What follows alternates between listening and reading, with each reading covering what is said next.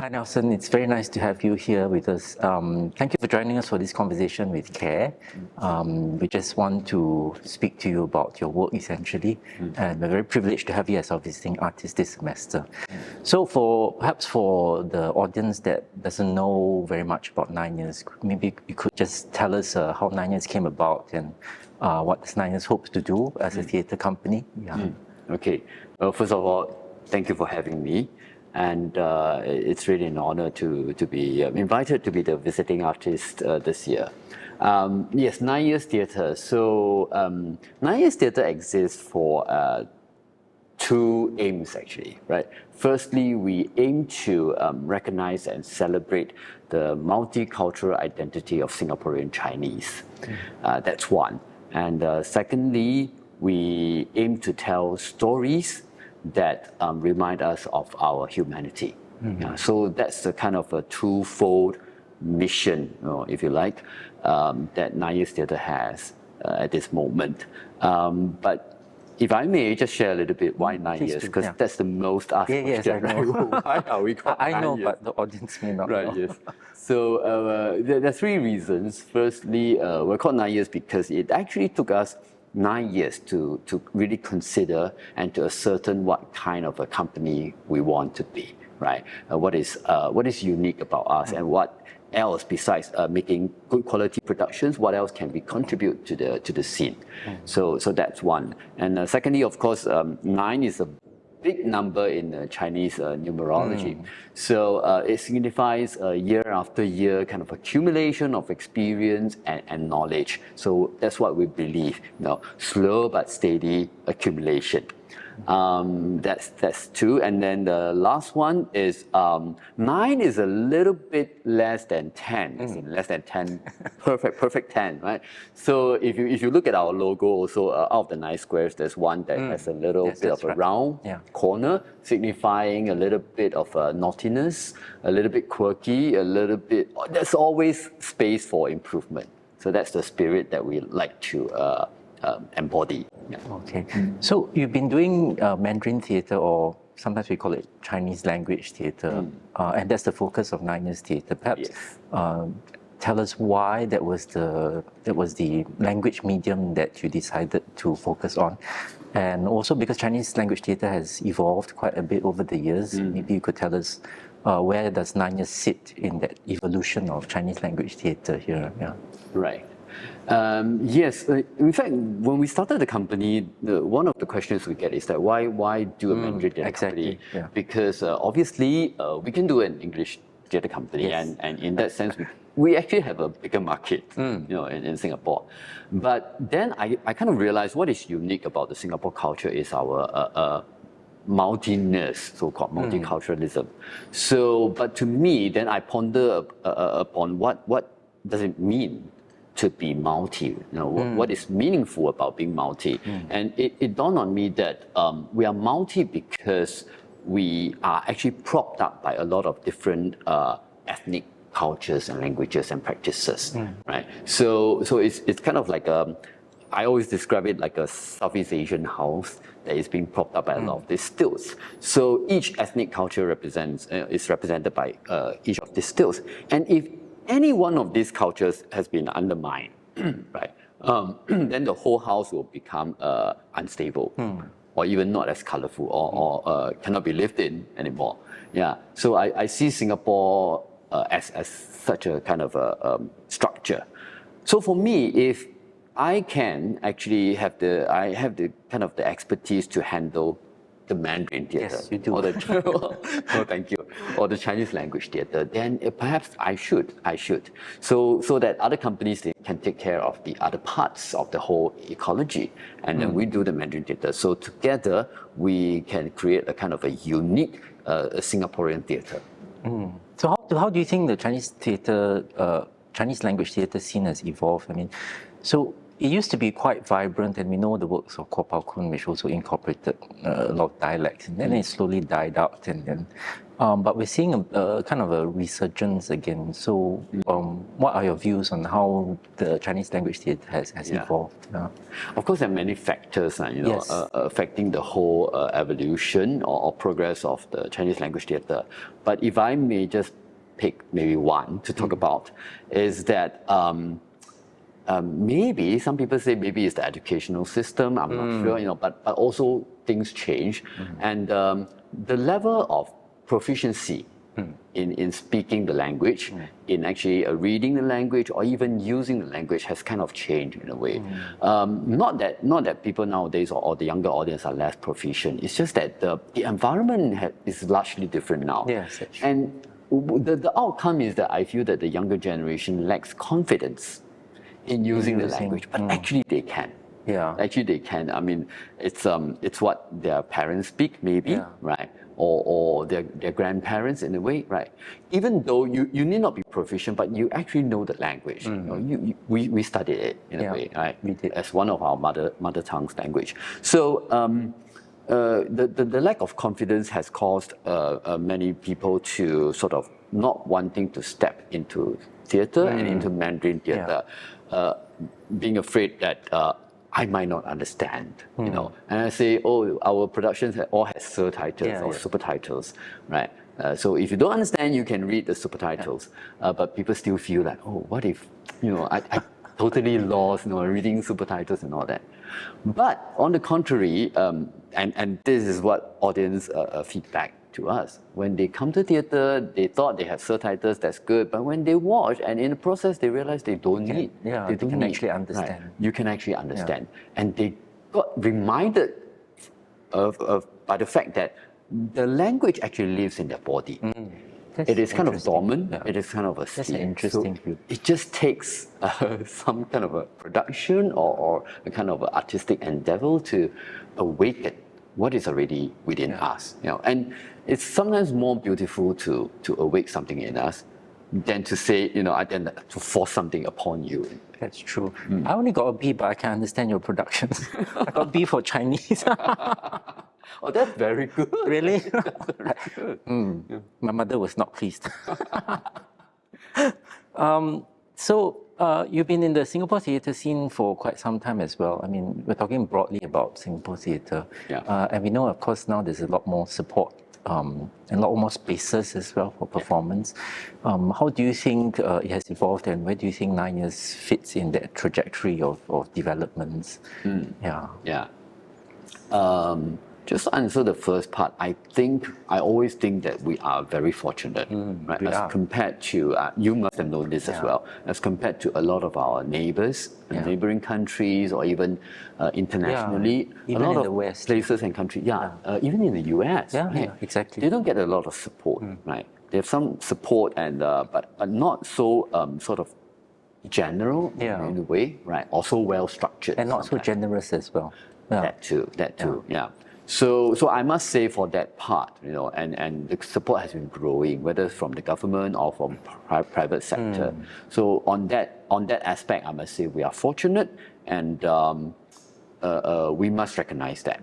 So we have a good place to start. It's a good place to start. But at the same time, then talking about 9 years position, right? 9 years is a bit interesting because I co-started the company with my wife, Mia, when I was 40 years old. So I always joke that it is kind of a middle-aged company in a way, right? We are the youngest Mandarin theatre company in Singapore. But then the co-founders were in their late 30s, 40s when we started it. So we draw on our experiences that we gained before that. But so from the beginning of 9 years until now, I think this is our 12th year, maybe, 12th year. So at first I thought we are a mature company. At least I think our work, they are mature enough. The National Arts Council sees that, and then the funding that they give us are also quite on a mature scale. But however, when I think about it, right, I think that we are actually a growing company. We're still in a growth stage because there's so much more that we can explore. 9 years we started with sort of a transcreation, which means translation and adaptation of some established texts, Western classics to be particular, in the beginning, and then also some Asian texts, and then we moved on to sort of more adaptation of different genres, like the novel. Like novels, but also afterwards we sort of venture into original works, original creation. Yeah, written by you. Mostly written by me, or so far written by me. Yeah. Okay, so in a way we are still exploring and growing, and then we also tried our hands at interdisciplinary work, working with a contemporary dance company, working with a traditional arts company. All sorts.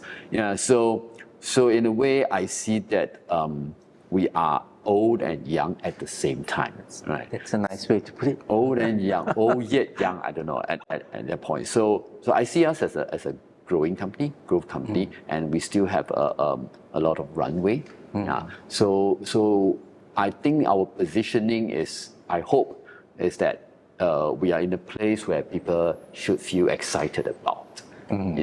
But yet at the same time, I am confident that the quality of the work that we can offer is enough to sort of make Singapore audience be proud of what we have, because it is not just our work, it is Singapore's work in a way, because we're a Singapore Mandarin theatre company. Yeah. So it's a tricky position, but I think an interesting one. Yeah.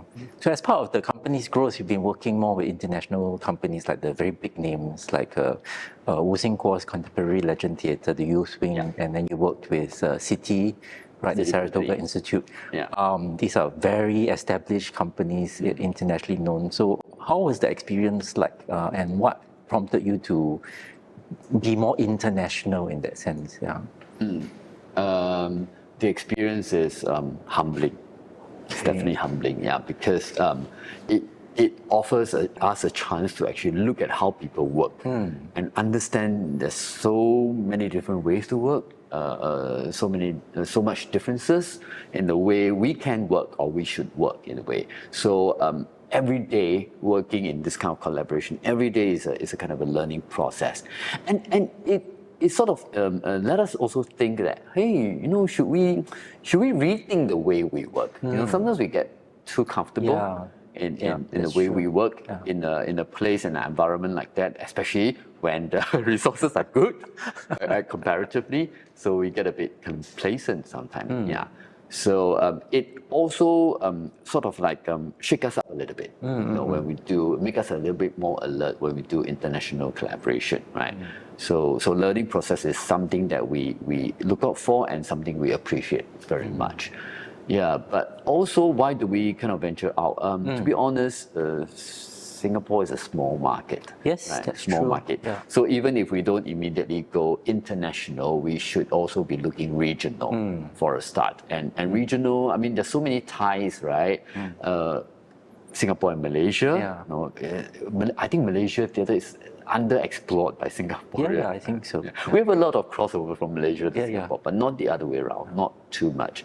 And then regionally, Hong Kong, Taiwan, Macau, Southeast Asian countries, and all these. So these are all opportunities. And then down south a little bit, Australia, New Zealand, right? But definitely then the more Western countries. Well, basically, I think it is to expand the horizon, to expand the market, but also because Singapore is a small country.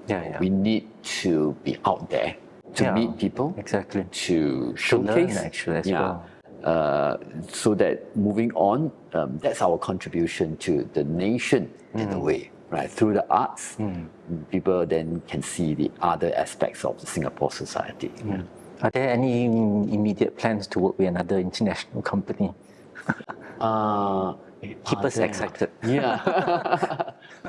Well, nothing extremely concrete at this moment. Yeah, we just finished a couple in the last few years. Exactly. Last few years. But also those collaboration that we did in the last few years with the US and then with we did with Macau as well, and then with Taiwan. All those happened before the pandemic, right? So pandemic definitely kind of pull the brake a little bit, right? So that part kind of stopped a while. So in a way, we are re-gearing up, So in recent 1 or 2 years, I've been spending more time. We spend more time visiting festivals, networking again, getting to meet new people again. Yeah, so it's going to take a few more years to establish new contacts and new collaboration. Yeah, but I am optimistic, and I see people very willing to connect even more after the pandemic. I'm sure. Keep us updated. Sure. I look forward to all your productions. We move a little bit into you as a director and a playwright, something a bit more personal. Okay. So, for example, I've spoken to Zhiqian before. Like, how do you resolve the tension between being a playwright and a director? Because they're very different. Playwrights don't always think about staging. Yeah. And directors don't actually go into the heads of playwrights to see what's happening. Right? So you do both. Zhiqian does both. He's found his way to sort of marry the two. How do you deal with the tensions between being a playwright and a director at the same time? So you're directing your own play. Yeah. Okay, there are two things I might want to speak about on that issue. I don't know how Zhiqian does it. Okay, but for me, I actually benefited from the dual role. So to be honest, when I write, I'm a playwright, but at the same time, I'm actually writing in a way that I know how it could be directed. So at least I am aware of some kind of a dramatic structure that the director is looking for. I am aware that I'm also writing rhythm, because as a director, I'm concerned about rhythm as well, how the play moves. I am also to the extent that as a playwright, I'm also concerned if the characters have time to change costumes as I plot their entrances. That's what playwrights don't think about. Yes, sometimes. And I'm also very aware of how set might change, or how set might need time to change, and all those things. So there is a director's mind when I write. Or a director sort of like overseeing my shoulder and say, "You're gonna write it this way, sure. You better know what you're doing, right?" So that part is beneficial. Yeah, but also when I direct, I have a kind of okay. So that's the other part I want to talk about. However, when I start directing, so obviously the script first, right? Yes. So the playwright finished the script. So now I become the director. I am kind of able to sort of see the playwright as someone else. Oh, that's interesting. Yes, in a very strange way. So sometimes I will flip the script and I will say, why did he write that? Or why did I write that? And sometimes I'm not sure why I wrote it. And I have to go and look deeper and analyze. So, I think the playwright wrote this because, so it is about this. So the scene is about this. And sometimes I discuss with the actors, like as if I've never seen the playwright, right? Yeah. I find that I'm able to do that because I can share this. Somehow I found the way I write, right, is that I think about something for a long time. So it accumulates in my mind or whatever, in my heart. And when I sit down, right, I take like 1 week, 2 weeks, depending on the length of the play, and I just like and then everything just like vomit out, just like comes out. So I believe there's a kind of inspiration. So inspiration just comes in and goes out, and it's something real. It's something real. This thing called inspiration. It's not abstract. So in a way, I don't analyze too much when I write. I kind of write with the flow. Okay. Yeah, I know some writers do that as well. Yeah. So when I become the director, when I look at it, I sometimes I forget how did I arrive at some point in the place. How did they get here? Wow. Okay, sure. Then as a director, how do I then follow the footsteps of that playwright to get there? Yeah. Okay. So it's interesting. It's fulfilling. It's a bit weird. Yeah, I would imagine Yeah. it's a bit strange. Yeah, it's like there are two minds, and then they are having a dialogue, but yet they exist in the same body. Because sometimes directors don't necessarily agree with what's in the script, and then they sort of adapt and change it. So does that happen to you with your two personas? Again, I benefited from the dual role. I don't usually make like major changes for the playwright. Yeah. but I also have the liberty to make minor tweaks.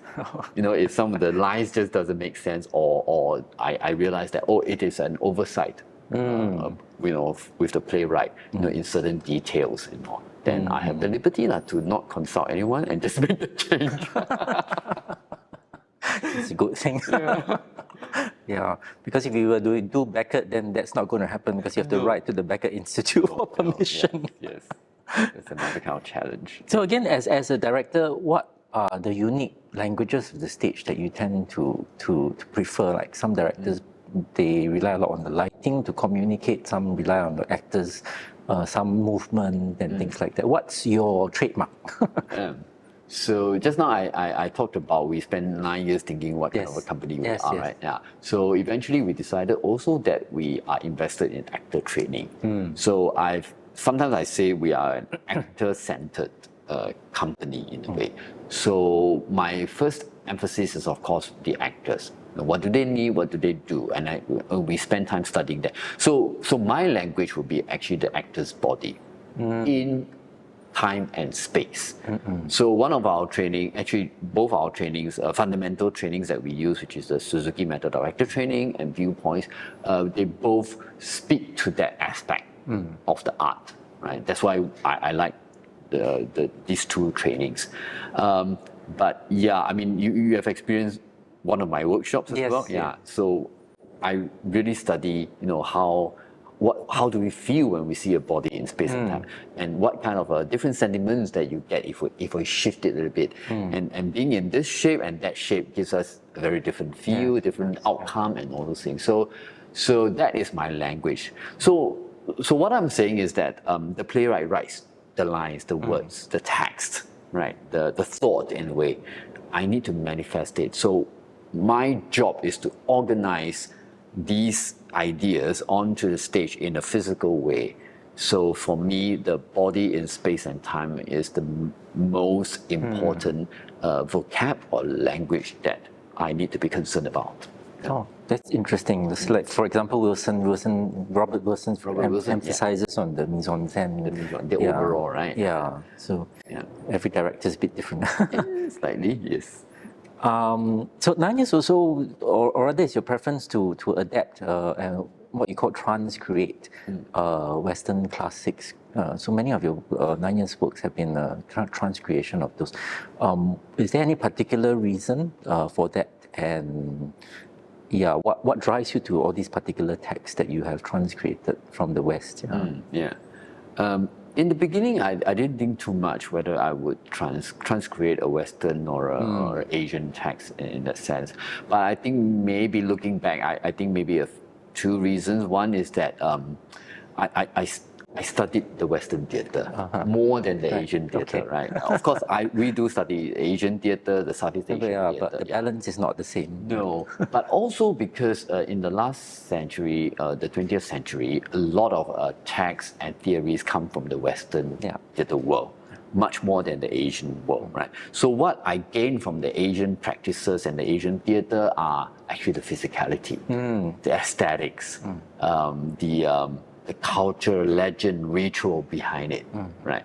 But for the Western, it's mostly theories and a lot of exploration on genres, text, and all those things. So I benefited from this being a Singaporean, in between the crossroads of East and West in a way.